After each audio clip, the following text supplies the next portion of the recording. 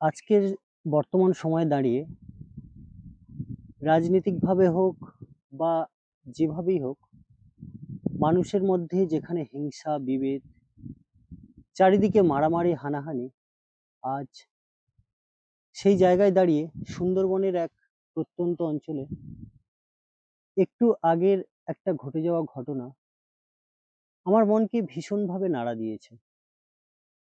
আসলে আমরা যতই জাতিগত বিভেদ গড়ে তোলার চেষ্টা করি না কেন, আমরা যতই হিংসা হানাহানি করি না কেন, একটা সময়ের পর তো আমরা মানুষ।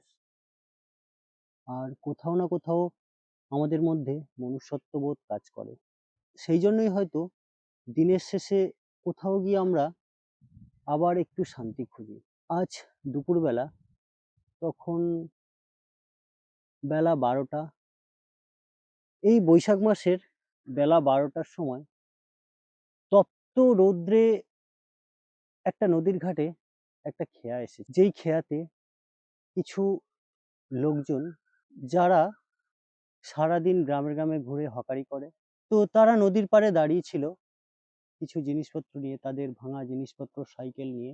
তারা নৌকা করে নদী পেরিয়ে অপর পাড়ে যাবে। কিন্তু আশ্চর্যের বিষয়, আজকে যেখানে চারিদিকে মারামারি হানাহানি, তো সুন্দরবনের এইরকম একটা প্রত্যন্ত অঞ্চলে দুপুরবেলা দেখলাম সবাই একই সঙ্গে হাতে হাত মিলিয়ে কাজ করছে। নৌকা থেকে কিছু মালপত্র আনার ছিল, তো সেটা এই গ্রামেরই কোনো মানুষের। তারা যখন মালগুলো একা নামাতে সমর্থ হচ্ছিল না, তখন সবাই মিলে হাতে হাতে করে মালগুলো নামিয়ে দিল।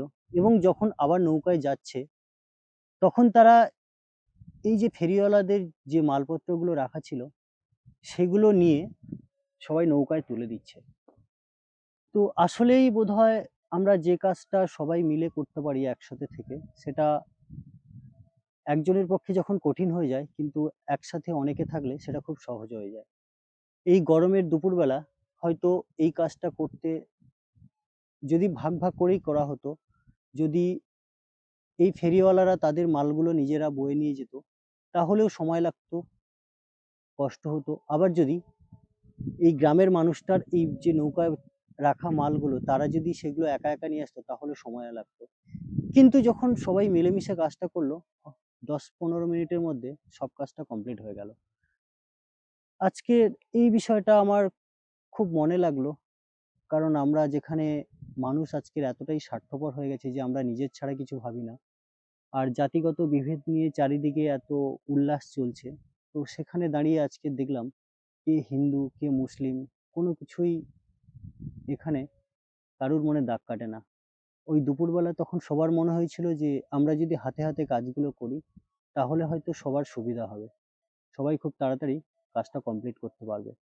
এবং সত্যি তাই, সবাই কিন্তু হাতে হাতে কাজটা করে তাড়াতাড়ি কাজটা কমপ্লিট করলো এবং যে যার মতো যে যার গন্তব্যে চলে গেল।